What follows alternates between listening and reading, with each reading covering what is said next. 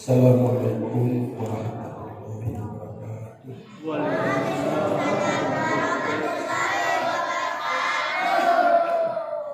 Alhamdulillah, alhamdulillahirabbil alamin. Wassalatu wassalamu ala asyrafil anbiya'i wal mursalin wa ala alihi wa sahbihi ajma'in. Amma ba'd.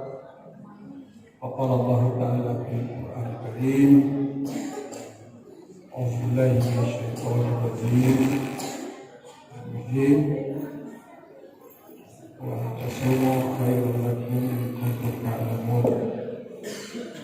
Qaladan tazawwadu fa inna khairaz zadi taqwa. Shadaqallahul azim. Alhamdulillah, puji syukur kita panjatkan kehadirat Allah Subhanahu wa taala. Karena pada malam yang berbahagia ini alhamdulillah berada pada malam yang ke-19 bulan suci Ramadan. Mudah-mudahan semua amalia Ramadan kita yang kita telah lakukan insyaallah diterima oleh Allah Subhanahu wa taala dan dilimpahkan pahala. Selawat dan salam kita kirimkan kepada junjungan kita besar Muhammad sallallahu alaihi wasallam, Nabi yang menjadi panutan bagi kita semua. Kita cintai dan kita muliakan untuk membuktikan cinta kita kepada Rasulullah. Kita harus menghidupkan sunnah-sunnahnya, banyak membaca selawat kepadanya.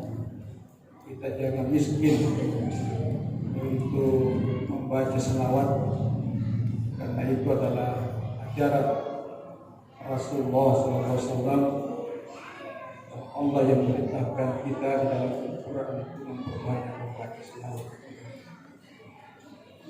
Kaum muslimin, jamaah salat dan salat sunat tarawih, insyaallah mudah-mudahan kita semua dirahmati oleh Allah Subhanahu wa taala. Perjuangan kita ini tinggal beberapa hari ke depan.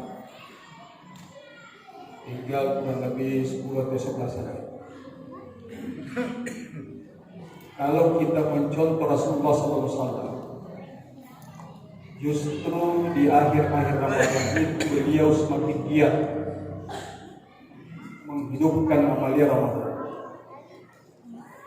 Tapi kalau kita jamaah sebagian, justru di awal-awal Ramadan kita semangat, kita bergairah menghidupkan amalia Ramadan. Justru di terakhir itu kita kadang mulai sudah loyo. Itu dibalik. Rasulullah kadang membangunkan keluarganya, bahkan beliau sampai ikaf di malam-malam 10 terakhir Ramadan. Beliau mengasihkan diri, konsentrasi penuh, kurang tidurnya, banyak beribadah, zikir, tadarus, tidur sedikit, bangun lagi.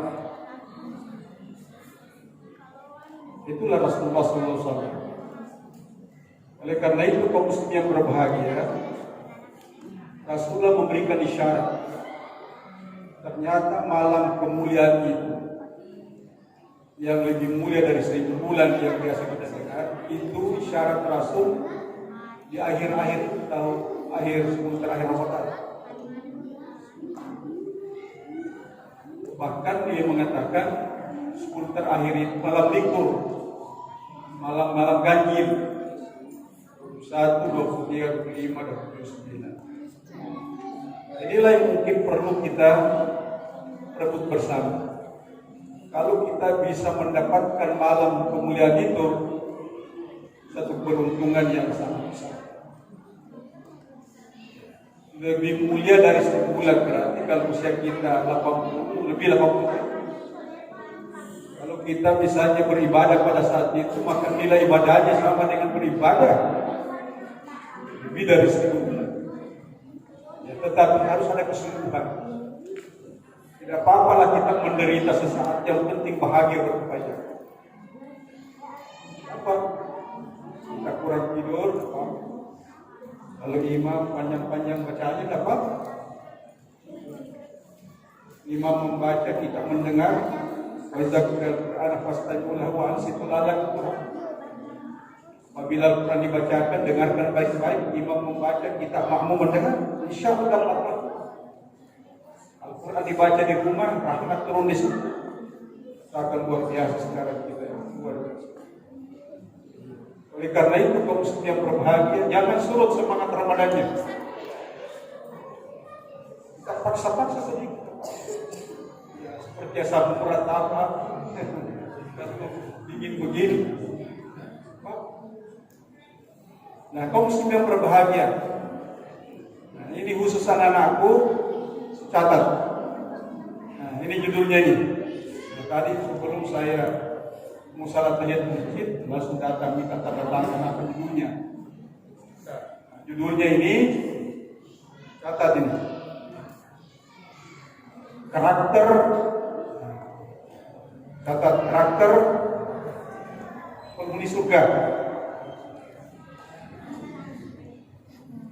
Jadi karakter penghuni surga dalam surah Al-Imran ayat 17. Jadi di situ kaum muslim yang berbahagia dalam Al-Quran surah Al-Imran dikatakan was-sabirina was-sadiqina wal-qanitina wal-mufiqina wal-mustaghfirina bil ashar. Ada di mana sih? Karakter penghuni surga. Insya Allah Ramadan puasa itu akan membentuk pribadi kita menjadi pribadi yang disebutkan tadi. Tinggal kita nanti rawat, kita jaga. Yang pertama adalah as-sabirin, orang-orang yang senantiasa dalam kesabaran. Sabar. Apa itu sabar? Definisi yang paling sederhana adalah, atau pengertian yang paling sederhana, sabar itu adalah menahan diri dari segala sesuatu yang kita tidak sukai karena mengharapkan dari Allah. Siapa yang suka lapar? Siapa yang suka haus? Siapa yang suka sakit? Tidak ada. Tetapi kita harus terima kenyataan itu. Itu takdir bagi kita. Ada yang suka. Nah, kalau kita bisa atasi semua itu, dalam agama mengatakan innama yuwaffas sabiruna ajrahum bighairi. Sesungguhnya hanya orang yang bersabarlah yang akan disempurnakan pahalanya tanpa batas. Ayat ditafsir ini tuh. Artinya motivasi. Maka itu tahu makanya campur bisa disabar. Ini boleh sedih. Ya syukurlah. Dalam kondisi sakit seperti ini kasih kita masih bisa berbuat. Orang kadang mengatakan alhamdulillah ketika dalam keadaan sehat walafiat. Salah ketika dalam keadaan sakit saya mengatakan alhamdulillah. Kenapa? Karena saya masih bisa melafazkan kalimat itu. Karena orang yang sabar insyaallah, kalau ada hal-hal yang dihadapi pasti jawabannya wasta'inu bis-sabri was-sabar. Jadikanlah sabar dalam salah sebaik penolong. Innallaha ma'as-sabirin. Sesungguhnya Allah bersama yang sabar. Kita baca ayat Al-Quran, ternyata sabar itu menjadi salah satu indikator manusia takwa. Kalau mau dikatakan orang bertakwa, maka salah satu indikatornya syaratnya harus sabar. Saya baca dalam Al-Quran surah Al-Baqarah 170 itu dikatakan as-sabirina fil ba'sa'i wad dharra'i wa hinal ba's ulaika alladziina shadaqu wa ulaika humut muttaqun. Mereka sabar dalam kesempitan, sabar dalam penderitaan, sabar dalam perjuangan. Mereka itulah yang benar imannya dan mereka itulah yang orang yang bertakwa. Jadi kaum muslim yang berbahagia sabar. Oleh karena itu Memang sabar ini diperlukan. Apalagi dalam bulan suci Ramadan ini, perjuangan kita luar biasa. Memang diperlukan kesabaran. Kalau kita ingin merayap besar, mudahnya adalah kesabaran. Yang pertama. Kemudian selanjutnya yang kedua, dikatakan wasadiqin. Orang-orang yang dalam sidik kejujuran tadi. Jadi itu kredit, jujur atau benar, sidik. Yang kita katakan usahakan yang keluar dari mulut ini yang bisa dipertanggungjawabkan kepada. Kalau memang tidak bisa, lebih baik diam. Man kana yu'min billahi wal yawmil akhir falyakul khairan aw liyasmut.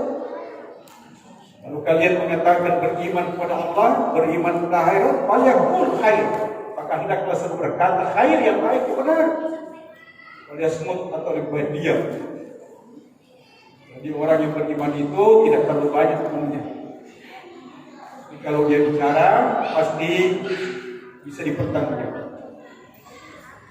Ngomong, siapa? Tidak sembarang bicara. Harus didukung oleh fakta dan data. Sudah jauh yang namanya hoax. Orang beriman. Ini yang perlu kita. Ya. Ini nah ternyata alhamdulillah sabar tadi membentuk pribadi kita. Puasa membentuk pribadi yang sabar. Insya Allah puasa juga akan membentuk pribadi kita menjadi pribadi yang tidak ada orang yang mau bicara sembarang di bulan Ramadan. Dia batasi dirinya, dia banyak zikir, dia banyak istighfar, dia banyak tadarus untuk menghindari semua itu supaya kalimat yang keluar ada kalimat yang tadi. Yang batasi tidak terlalu banyak bercanda, dia banyak tadarusnya, banyak zikirnya, banyak istighfarnya, itu diulang-ulang sehingga peluang untuk berkata-kata yang kayak kebohongan itu sudah jauh. Yang namanya fitnah sudah jauh, yang namanya ghibah sudah jauh, menggunjing sudah jauh.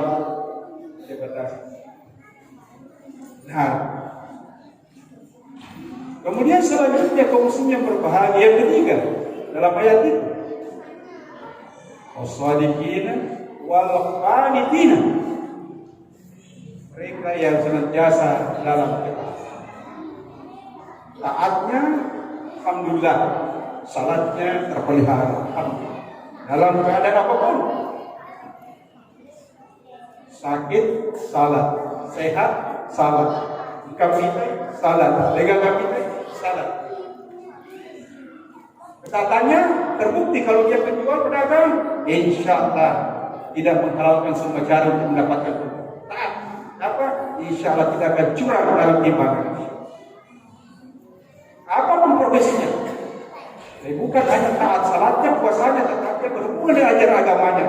Insya Allah. Ya benar. Dia laksanakan itu cara kriteria. Ada orang salatnya bagus, alhamdulillah, puasa bagus, tapi zakatnya bagaimana? Itu tadi yang berhubungan dengan wal qanitina, ketaatan ada juga, wal mufiqina. Taat ada wal mufiqina, mereka senantiasa mau menginfakkan, membelanjakan hartanya di jalan Allah. Ini penting, ini kaum muslim berbahagia. Nah, ternyata di Indonesia khususnya di Bole ini kesadaran berinfak berzakat ini masih kurang. Kalau salatnya mungkin sudah terjamin, mungkin umrah sudah pernah haji, tetapi tidak tahu menghitung berapa kekayaannya. Nah, ini yang kurang. Jangan sampai ketaatan kita yang lain justru dirusak oleh kesadaran kita tentang zakat. Harta yang Anda kumpulkan itu dihitung sudah sekian tapi tidak dibelanjakan, tidak diinfakkan, tidak keluarkan zakatnya, akan kembali menzalimi diri. Jadi jangan terlalu bangga dengan kekayaan yang ada di bangsa. Jangan terlalu bangga dengan tanah yang ada di sana. Kalau itu tidak kita belanjakan di jalan Allah, bisakah hartamu akan kembali menzalimi diri. Agama tidak melarang kita untuk kaya, justru kita disuruh untuk kaya. Dalam kaya kita bisa membantu orang, kaya kita bisa umrah, kaya kita saja. Mana yang bisa lakukan kaya? Jangan sampai kewajiban kita terabaikan. Tidak banyak bisa. Beberapa hari yang lalu ada yang datang di rumah bertanya tentang zakat malnya. Ustaz zakat mal tanah. Iya, 300 juta. Saya mau keluarkan zakatnya itu. Saya tidak susah menghitungnya itu. 2,5% saja. 2,5% kalau 100 juta itu kan 2 juta 500. Kalau 3 juta cuma 7 juta 500. Tapi orang yang kecenderungan dunianya, cinta dunianya, pasti akan mengatakan, wih, tega banget. Nama putnya waktu, jadi setengah mati, tapi kau runtui, oh, ini pandangan yang keliru. Justru yang dibelanjakan Allah itulah milik kita, itulah kekayaan kita semua. Ini perlu dipahami karena kadang ada orang terlalu kikir ya, untuk akhirat. Investasi dunia yang selalu dipikirkan, tapi untuk investasi akhiratnya terlalu. Semuanya mau dicicil dunia, tapi cicilan akhiratnya tidak. Oh, dicicil semua, mobil dicicil, istri rumah dicicil, semua dicicil untuk menyenangkan matanya orang. Terabaikan cicilan akhiratnya. Tidak dibelanjakan wajib akhirat. Padahal kita mencari uang untuk memperkaya. Itu tujuannya.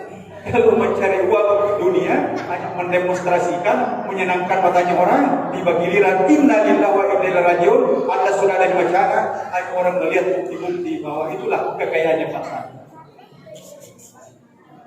Ini penting. Terus ada orang berlomba-lomba untuk memperkaya, mempercantik rumah, tidak dilarang. Tapi jangan sampai terabaikan yang namanya kewajiban. Kaum muslim yang berbahagia penting disampaikan karena betapa banyak orang kadang kecenderungan dunianya ia mengabaikan akhiratnya. Walau akhirat khairul laka minad dunya, akhirat itu lebih baik dibanding kehidupan yang pertama. Tapi yang pertama ini akan mengantarkan kebahagiaan berbahagia. Kaum muslim yang berbahagia. Kemudian selanjutnya kaum muslim yang berbahagia. Kalau sudah ada uang kita kira-kira senisab dengan emas 85 gram menurut Yusuf Kardawi, dihitung saja 85 gram sekarang harga emas berapa? Harga emas sekarang 800.000 misalnya kali 85 gram itu ternyata setelah dihitung sekian rupiah sekarang berapa nilai hidup kita? Oh, sudah lebih dari itu sudah cukup, kita harus keluar. Jangan disimpan tidak keluar, ada apa-apa disimpan keluar. Jangan terlalu senang dengan bilangannya sekian-sekian. Siapa tahu tiba-tiba Tuhan takdirkan harus kembali ke rahmatullah. Nauzubillah min dzalik. Wailul likulli humazatin lumazah allazi jama'a malan wadada yahsabu anna malahu akhlada kalla la yunbazanna bil hutam wa man daraka ma hutama narullah muqada allati tawbal wala tafida innaha alaihim musadafi amal. Neraka wahid bagi mereka yang suka mengumpat dan mencari. Neraka wahid bagi mereka yang suka mengumpulkan harta lalu menghitung-hitungnya. Si kuliro, katukor. Mereka dikesian katukor. Dia mengira harta yang dikumpulkannya itu akan mengantarkan mereka kelas bagian tidak. Layung bazarna utama justru akan menggiring kalian masuk ke neraka utama. Wa madaraka mal utama, tahu kamu apa neraka utama itu? Narullah mukada, api Allah yang menjalankan itu. Inilah yang perlu kita renungkan. Sampai salat sudah bagus, puasa sudah bagus, umrah haji sudah berbulan-bulan, tapi ada zakat yang bisa terus. Nauzubillah. Oleh karena itu Ali bin Abi Thalib saya ingatkan, ya selalulah berpikir hari perpindahan. Apa maksudnya hari perpindahan? Di hari-hari kematian. Bagaimana apakah kita sudah mempersiapkan diri? Karena itu kaum muslimin berbahagia. Mudah-mudahan bulan Ramadan ini akan membentuk pribadi kita, pribadi yang sabar, pribadi yang jujur, pribadi yang senantiasa dalam ketaatan dan pribadi yang senantiasa mau membelanjakan harta jalan Allah. Kemudian terakhir adalah wal mustaghfirina bil ashar, yang senantiasa memohon ampun kepada Allah di waktu-waktu ashar, waktu sahur. Kalau bulan Ramadan, waktu sahur, dan bulan-bulan yang lain, kita bangun tengah malam, waktu malam beribadah kepada Allah Subhanahu wa taala. Di saat itulah yang paling tepat untuk memohon ampun kepada Allah Subhanahu. Oleh karena itu, kaum muslimin berbahagia, mudah-mudahan akhir kehidupan kita diakhiri dengan permodalkan ketakwaan. Wa tazawwadu wa inna khairaz zadi taqwa. Bekalilah dirimu, bekal yang terbaik adalah bekal ketakwaan. Kenapa takwa? Karena derajat yang paling tertinggi di sisi Allah itulah derajat ketakwaan. Inna akramakum innallahi atqakum. Yang paling mulia di sisi Allah adalah mereka yang bertakwa. Dan jangan bosan-bosan untuk selalu lihatkan ini tentang ketakwaan. Karena inilah merek yang paling tertinggi yang harus kita lakukan. Mudah-mudahan puasa Ramadan ini insya Allah akan membentuk pribadi kita menjadi pribadi yang mutlak.